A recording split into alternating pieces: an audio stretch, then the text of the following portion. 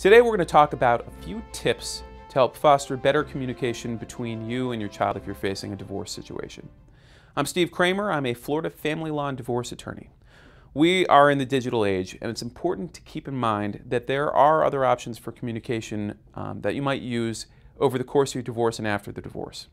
And this can be especially important if maybe you work odd hours, maybe you've got an odd schedule where you have to work long shifts, overnight shifts, or just shifts that really interfere with you having regular, good face-to-face time with your child.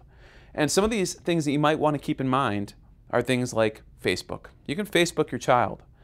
Email, you can email your child. It's not quite as time-consuming as writing a letter, but everybody uses email. We know it's out there. There's also FaceTime and Skype.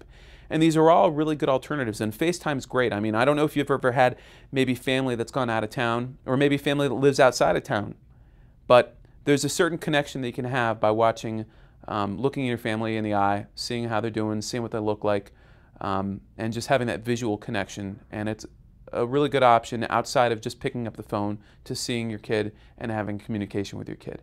And it's something to really keep in mind.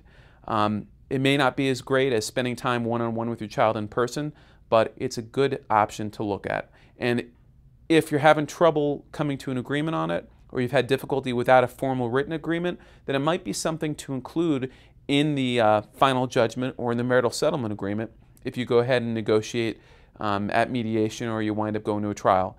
Either way, make sure you get some of these other forms of communication in your divorce.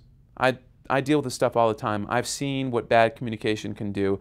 It's important to be able to talk to your kid. It's important to be able to be important in their life and to be able to talk to them as much as possible and spend time together. And these are just other ways that you can spend time and good quality time with your children.